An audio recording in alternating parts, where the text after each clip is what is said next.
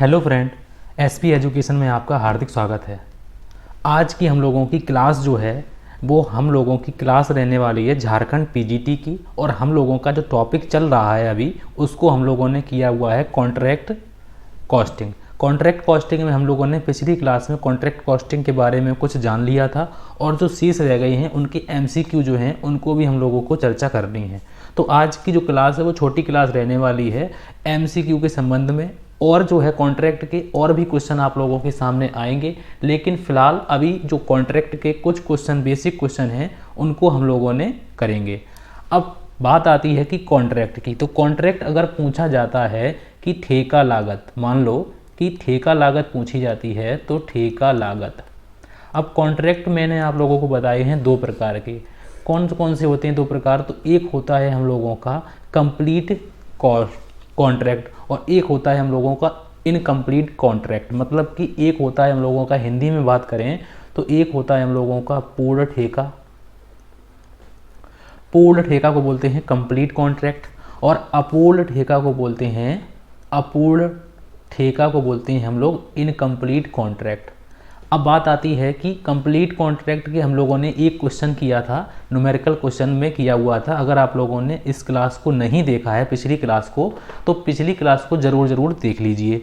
अब बात आती है कि इनकम्प्लीट कॉन्ट्रैक्ट। तो इनकम्प्लीट कॉन्ट्रैक्ट जो है वो आप लोगों का न्यूमेरिकल के हिसाब से भी ज़रूरी है और अगर एमसीक्यू की बात करें तो एमसीक्यू के हिसाब से भी ज़रूरी है। तो इनकम्प्लीट कॉन्ट्रैक्ट में तीन बातें होती हैं जो ज़्यादा पूछी जाती हैं कि हम लोग कितना अपना प्रतिशत जो है वो लाभानी खाते में हस्तांतरित करते हैं और कितने का कितना प्रतिशत। मतलब कि ये तीन कंडीशन होती हैं, उनको हम लोगों को आगे की क्लास आप लोगों से निवेदन है कि जो आगे क्लास आएगी कॉन्ट्रैक्ट की उसको कोई भी स्टूडेंट स्किप ना करे, उसको ज़रूर देखे। ठीक है, तो फिलहाल तो आज हम लोग इसके एमसीक्यू करेंगे और उसको हम लोग उसके बाद जो है इनकम्प्लीट कॉन्ट्रैक्ट के क्वेश्चन भी करेंगे, तो वो अगली क्लास में आएंगे। लेकिन फिलहाल आज जो आप लोग जो 10 या 11 क्वेश्चन लिखे हुए हैं इनको हम लोग सबसे पहले करते हैं। और इन सबसे पहले क्वेश्चन में पहला नंबर क्वेश्चन लिखा हुआ है, हिंदी और इंग्लिश दोनों में लिखा हुआ है क्वेश्चन। तो हम लोग पढ़ते हैं क्वेश्चन को कि ठेके खाते में निर्माणाधीन कार्य की राशि में शामिल होती है। मतलब कि इन contract account the amount of work in progress. मतलब कि वर्क इन प्रोग्रेस में हम लोगों को कौन सी राशि शामिल होती है। तो वर्क इन प्रोग्रेस में अगर आप लोग याद रखिएगा कि ये न्यूमेरिकल से बहुत अच्छे समझ में आएंगे। तो वर्क इन प्रोग्रेस में अगर बात की जाती है तो वर्क इन प्रोग्रेस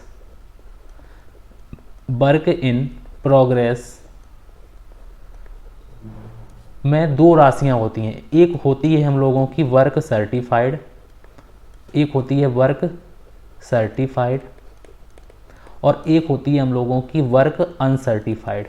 कौन सी राशि होती है? एक होती है वर्क सर्टिफाइड और एक होती है हम लोगों की वर्क अनसर्टिफाइड। अब आप लोग कहेंगे कि इसको इंग्लिश में क्या बोलते हैं, सॉरी हिंदी में क्या बोलते हैं?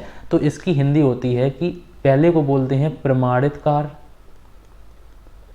ठीक है, प्रमाणित कार्य, और दूसरे को बोलते हैं अप्रमाणित कार्य।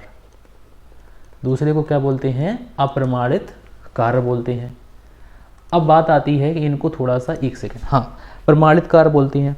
तो इसमें हम लोग वर्क इन प्रोग्रेस में क्या क्या शामिल करते हैं? तो वर्क इन प्रोग्रेस में हम लोग वर्क सर्टिफाइड और वर्क अनसर्टिफाइड को शामिल करते हैं। तो इसमें देखो लिखा हुआ है कि कॉस्ट ऑफ वर्क अनसर्टिफाइड, तो ये सिर्फ इसको शामिल नहीं करते हैं, तो ये ऑप्शन हो गया गलत। उसके बाद प्रमाणित कार्य और अप्रमाणित कार्य, ठीक है, उसके बाद भी हम लोग देख लेते हैं। उसके बाद लिखा हुआ है कि कॉस्ट ऑफ वर्क इनकम्प्लीट, ठीक है, अनकम्प्लीट, ठीक है, इसको भी हटा दीजिए, तो ये भी गलत है क्योंकि इसको शामिल नहीं करते हैं। इसमें देखो लिखा हुआ है कि प्रमाणित कार्य का ठेका मूल्य एवं अप्रमाणित कार्य की लागत। हम लोग इसी में वर्क इन प्रोग्रेस में हम लोग इसी को शामिल करते हैं। तो इसका आंसर है हम लोगों का, इनको हम लोग, इसका आंसर होगा डी ऑप्शन, बिल्कुल सही आंसर हो जाएगा। ठीक है, उसके बाद नेक्स्ट क्वेश्चन, और नेक्स्ट क्वेश्चन में लिखा हुआ है क्वेश्चन नंबर, इसके हम लोग न्यूमेरिकल भी करेंगे तो आप लोगों को बहुत अच्छे तरीके से समझ में आ जाएंगे। क्वेश्चन नंबर 2 में लिखा हुआ है कि ठेका लागत में लागत इकाई होती है इन contract costing the cost unit is. मतलब कि कैसी होती है? तो ठेका जैसी होती है, जॉब की होती है, यूनिट कॉस्ट होती है, या फिर इनमें से कोई नहीं। तो इसमें जो इकाई होती है, यूनिट होती है, वो किस प्रकार की होती है? तो इसका राइट आंसर होगा कि वो कॉन्ट्रैक्ट के इकाई के रूप में होती है। तो इसका राइट आंसर होगा ए ऑप्शन, बिल्कुल सही आंसर हो जाएगा। उसके बाद नेक्स्ट क्वेश्चन, और नेक्स्ट क्वेश्चन की बात आती है क्वेश्चन नंबर 3 में। अगर हम लोग बात करें तो 3 में लिखा हुआ है कि अपूर्ण ठेके मतलब इनकम्प्लीट कॉन्ट्रैक्ट पर उठाई गई हानि, अपूर्ण ठेके पर उठाई गई हानि किस खाते में आंतरित की जाएगी, हस्तांतरित की जाएगी? The loss include on an incomplete contract is transfer to which account? Profit and loss account, costing account, या फिर costing profit and loss account, या फिर इनमें से कोई नहीं। तो वो किस खाते में हस्तांतरित की जाएगी? तो याद रखिए कि वो प्रॉफिट एंड लॉस खाते में हस्तांतरित की जाएगी। तो इसका राइट आंसर होगा ए ऑप्शन, बिल्कुल सही आंसर हो जाएगा। उसके बाद नेक्स्ट क्वेश्चन, और नेक्स्ट क्वेश्चन में लिखा हुआ है क्वेश्चन नंबर 4 में लिखा हुआ है, क्वेश्चन नंबर 4 में लिखा हुआ है कि जब ठेके की पूर्णता की अवस्था 1/4 से कम रहे तो ठेके पर कुल आय को आंतरित करते हैं। मतलब कि देखो 3 कंडीशन होती हैं, इनको हम लोग ध्यान से और अच्छी तरीके से आप लोग समझ लीजिए कि ये 3 कंडीशन हम लोगों की कौन कौन सी होती हैं। चलिए हम लोग बात कर लेते हैं। तो पहली कंडीशन होती है, हम लोग इसको हिंदी में लिख लेते हैं कि जब प्रमाणित कार्य का मूल्य, प्रमाणित कार्य का मूल्य ठेका मूल्य का 1/4 से कम हो तो लाभ को किसी भी खाते में हस्तांतरित नहीं किया जाता। ठीक है, हस्तांतरित नहीं किया जाता मतलब पूरा का पूरा किस खाते में रहता है? तो सभी लाभ या सभी का सभी जो ऑल प्रॉफिट है उसको हम लोग, ऑल प्रॉफिट को कहाँ लिखते हैं? तो उसको हम लोग चालू खाते में लिखते हैं। तो पहली कंडीशन है कि अगर हम लोगों का प्रमाणित कार्य जो है, देखो लिखा हुआ है कि पूर्णता की अवस्था में 1/4 से कम है, मतलब कि हम लोगों का जो काम है वो 1/4 से कम है, तो जो है लाभ की राशि को हम लोग किसी भी खाते में हस्तांतरित नहीं करेंगे और हम लोग वो पूरा का पूरा कहाँ जाएगा? तो वो रहेगा चालू खाते में। तो इसका राइट आंसर होगा हम लोगों का कि वर्क इन प्रोग्रेस अकाउंट। तो इसको बोलते हैं हम लोग, चालू खाते को बोलते हैं कि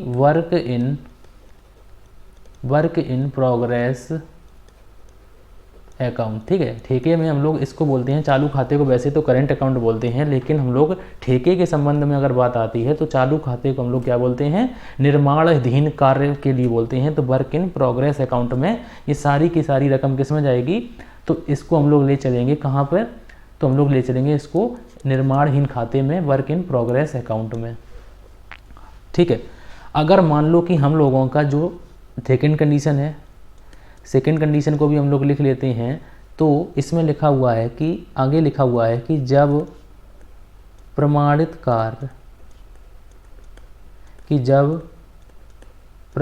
कार्य का मूल्य ठेका मूल्य के 1/4 से, पिछली बार कम था इस बार अधिक होगा, तो 1/4 से अधिक है तथा ठेका मूल्य के 1/2 से कम है, 1/2 से कम है, तो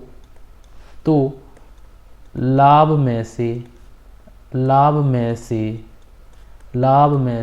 1/3, कितना? 1/3 लाभहानि खाते में लाभ हानि खाते में हस्तांतरित किया जाएगा, हस्तांतरित किया जाएगा। ठीक है, तो ये जो कंडीशन है इसको आप लोग ध्यान से इसी लैंग्वेज में, मैंने बिल्कुल सरल लैंग्वेज में अपनी लैंग्वेज में लिखी हुई है, हो सकता है आप लोगों को बिल्कुल सरल लैंग्वेज समझ में आ जाए। तो इसका जो आंसर है तो वो होगा work in progress account. Next question, और नेक्स्ट क्वेश्चन में लिखा हुआ है, क्वेश्चन नंबर 5 में लिखा हुआ है कि जब लेखांकन वर्ष के अंत में, मतलब कि फाइनेंशियल ईयर के एंड में ठेका पूर्ण नहीं होता है तो अपूर्ण ठेके पर लाभ को हस्तांतरित किया जाता है। मतलब कि जो लाभ है उसको हम लोग किस खाते में हस्तांतरित करते हैं अपूर्ण ठेके के संबंध में। तो इसमें देखो लिखा हुआ है लागत लाभानी खाते में, ठीक है, costing profit and loss account, लाभानी खाते में प्रॉफिट एंड लॉस अकाउंट, संचय में रिजर्व अकाउंट, या फिर अंशतः लाभानी खाते में तो अंशतः संचय खाते को, मतलब कि कुछ हिस्सा लाभानी खाते में, कुछ हिस्सा रिजर्व में और कुछ हिस्सा किसमें, वर्क इन प्रोग्रेस अकाउंट में। तो इसका राइट आंसर है हम लोगों का, तो इसका राइट आंसर होगा डी ऑप्शन, बिल्कुल सही आंसर हो जाएगा। उसके बाद नेक्स्ट क्वेश्चन, और नेक्स्ट क्वेश्चन में लिखा हुआ है, क्वेश्चन नंबर 6 में लिखा हुआ है कि ठेका मूल्य निश्चित नहीं किया जाता, ठेका मूल्य निश्चित नहीं किया जाता, contract price is not fixed, लागत योग ठेकों में, लागत ठेकों में या फिर इनमें से नहीं। तो ठेका मूल्य कौन से ऐसे ठेके होते हैं जिनमें जो ठेका मूल्य जो है वो निश्चित नहीं किया जाता। तो इसका राइट आंसर आप लोगों को बताना है। तो इसका राइट आंसर होगा ए ऑप्शन, बिल्कुल सही आंसर हो जाएगा कि लागत योग ठेकों में कॉन्ट्रैक्ट जो अकाउंट है, कॉन्ट्रैक्ट प्राइस है, उसका निर्धारण नहीं किया जाता पहले, ठीक है। और बाकी के ठेकों में हम लोग पहले ही बात कर लेते हैं कि 1 लाख का ठेका है तो इतने में हो जाएगा काम, नहीं होगा अगर तो ठीक है, नहीं तो और कोई को देते हैं हम लोग। उसके बाद नेक्स्ट क्वेश्चन, और नेक्स्ट क्वेश्चन में लिखा हुआ है क्वेश्चन नंबर 7 में कि लागत योग ठेका उपयोगी है। मतलब कि जो लागत योग ठेका है वो कहाँ पर उपयोगी होता है, cost plus contract is useful, ठेकेदाता के दृष्टिकोण से। उसके बाद लिखा हुआ है ठेकेदार के दृष्टिकोण से, ठेकेदार एवं ठेकेदाता के दृष्टिकोण से, उपरोक्त में से कोई नहीं। तो इसका राइट आंसर आप लोगों को बताना है कि इसका राइट आंसर क्या हो सकता है। तो लागत योग ठेका जो होता है वो ठेकादाता के दृष्टिकोण से सबसे अच्छा रहता है। तो इसका राइट आंसर होगा ए ऑप्शन, बिल्कुल सही आंसर हो जाएगा। अगर आप लोगों ने मेरे चैनल को सब्सक्राइब नहीं किया है तो प्लीज़ ज़रूर सब्सक्राइब करें। मेरा एसपी एजुकेशन जो चैनल है उसको सभी लोग सब्सक्राइब करें, मैं आप लोगों के लिए ये क्लास लेते आता हूँ। उसके बाद नेक्स्ट क्वेश्चन, और नेक्स्ट क्वेश्चन में लिखा हुआ है क्वेश्चन नंबर 8 में कि प्रमाणित कार्य की राशि का जो भाग, प्रमाणित कार्य की राशि का जो भाग ठेकादाता द्वारा रोक लिया जाता है उसे क्या कहते हैं। उसे हम लोग क्या कहते हैं, प्रतिधारण धन कहते हैं, रिटेंशन मनी कहते हैं, कमाया गया धन कहते हैं, अर्न मनी कहते हैं, इनमें से कोई नहीं, या फिर अग्रिम प्राप्त धन। ये जो ऑप्शन है ये ऊपर होना चाहिए था और ये ऑप्शन हम लोगों का नीचे होना चाहिए था। तो इसका राइट आंसर आप लोगों को बताना है कि उसको हम लोग क्या बोलते हैं। तो जो जैसे मान लो कि हम लोगों ने, ये मान लो कि हम लोगों का 3 लाख का ठेका है, ठीक है। अब हम लोगों ने जो काम किया है वो मान लो कि 2 लाख का किया है। अब हम लोग चाहते हैं कि हमें 2 लाख तो मिल जाए, हम लोगों ने 2 लाख का काम किया है। अब इंजीनियर आएगा, और इंजीनियर आएगा तो वो जांच करेगा कि 2 लाख का काम हुआ है कि नहीं हुआ है। अब मान लो कि उसने जो है, इंजीनियर ने, उसने वर्क सर्टिफाइड करके दिया है, मतलब कि काम को प्रमाणित करके दिया है कि आपने काम 1.5 लाख का किया है। असली में काम आपने कितना किया है, 1.5 लाख का किया है। तो वो क्या इंजीनियर आपको 1.5 लाख रुपए दे देगा? नहीं देगा। तो वो 1.5 लाख से कम देगा, मान लो 1,20,000 रुपये देगा। उसने सर्टिफिकेट दिया है 1.5 लाख का, लेकिन उसने रुपए दिए कितने, 1,20,000। तो जो रुपए आपने रोक लिए हैं उसने आपके, तो उसे बोलते हैं हम लोग रिटेंशन मनी, मतलब कि प्रतिधारण धन। जब आप पूरा काम करेंगे तो आप लोगों को ये रुपए जो हैं बाद वाले ये भी मिल जाएंगे। उसके बाद नेक्स्ट क्वेश्चन, और नेक्स्ट क्वेश्चन में लिखा हुआ है क्वेश्चन नंबर 9 में लिखा हुआ है कि ठेका वैध समझौते हैं ठेकेदार व, मतलब कि contract is valid agreement between contractor and, मतलब कि किसके मध्य जो होता है वो बात होती है ठेकेदार व ठेकेदाता के मध्य, ठीक है। तो इसका राइट आंसर होगा हम लोगों का व्यापारी होगा, विक्रेता होगा या ठेकेदाता। तो इसका राइट आंसर होगा हम लोगों का 9 नंबर का आंसर होगा कि बी ऑप्शन बिल्कुल सही आंसर हो जाएगा। आप लोग कहेंगे बी, तो बी यहाँ पे है, सी ऊपर हो गया, ठीक है, बाई मिस्टेक हो गया ये, इसको आप लोग ध्यान से देख लीजिएगा। उसके बाद नेक्स्ट क्वेश्चन, और नेक्स्ट क्वेश्चन में लिखा हुआ है, क्वेश्चन नंबर 10 में लिखा हुआ है कि ठेका लागत विधि में ठेका खाता तैयार किया जाता है। ठेका लागत विधि में ठेका खाता तैयार किया जाता है किसके द्वारा? ठेकेदार द्वारा, ठेकादाता द्वारा, या ठेकेदार एवं ठेकेदार दोनों के द्वारा, या फिर उपरोक्त में से कोई नहीं। मतलब कि कॉन्ट्रैक्टर के द्वारा, कॉन्ट्रैक्टी के द्वारा, या फिर बोथ के द्वारा, या फिर उपरोक्त में से कोई नहीं, नन ऑफ एबव। तो इसका राइट आंसर होगा हम लोगों का कि जो ठेका लागत विधि होती है उसमें जो ठेकेदार द्वारा होता है उसी के द्वारा ठेका खाता बनाया जाता है। और आज का हम लोगों का आखिरी क्वेश्चन लिखा हुआ है, नहीं अभी 2 क्वेश्चन और हैं, इनको हम लोग देखते हैं। 11वां नंबर क्वेश्चन लिखा हुआ है कि निम्न में से किसे कार्य प्रगति पर में शामिल नहीं किया जाता। मतलब कि वर्क इन प्रोग्रेस में हम लोग कौन से ऐसी मद है जो इसको शामिल नहीं करते हैं कि प्रमाणित कार्य का मूल शामिल नहीं करते हैं, अप्रमाणित कार्य की लागत शामिल नहीं करते हैं, कार्यस्थल पर सामग्री नहीं शामिल करते हैं, या फिर कार्यस्थल पर भेजा गया माल उसको शामिल नहीं करते हैं। Plant issued at site.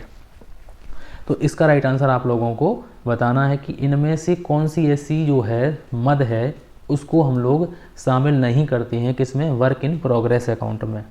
तो इसका राइट आंसर जो है वो आंसर होगा हम लोगों का डी ऑप्शन, बिल्कुल सही आंसर हो जाएगा कि प्लांट इशूड एट साइट। तो इसको हम लोग इसमें शामिल नहीं करते हैं। उसके बाद आज का हम लोगों का आखिरी क्वेश्चन लिखा हुआ है, क्वेश्चन नंबर 13 लिखा हुआ है कि ठेका लागत विधि में ठेका लागत में कार्य का वह भाग जिसे ठेकादाता या इंजीनियर द्वारा पूर्ण मान लिया जाता है उसे क्या कहते हैं? निष्क्रिय कार्य कहते हैं, पूर्ण कार्य कहते हैं, प्रमाणित का अप्रमाणित कार्य कहते हैं, या फिर प्रमाणित कार्य कहते हैं। अभी मैंने आप लोगों को बताया कि उसको हम लोग क्या बोलते हैं, तो उसको हम लोग प्रमाणित कार्य बोलते हैं। सी ऑप्शन बिल्कुल सही आंसर हो जाएगा। सर्टिफाइड वर्क बोलते हैं, और अनसर्टिफाइड उसे बोलते हैं जो इसमें इंजीनियर ने मना कर दिया है कि ये काम आपने अभी नहीं किया है, इसको अभी और कीजिए, और जितने का उसने सर्टिफिकेट बना के दे दिया है कि आपने 100% में 80% काम कर लिया है, तो ये जो 80% है इसी को बोलते हैं वर्क सर्टिफाइड। आज की क्लास आप लोगों को कैसी लगी कमेंट में ज़रूर बताएं, वीडियो को लाइक ज़रूर करें और चैनल को सब्सक्राइब करें। Thank you for watching.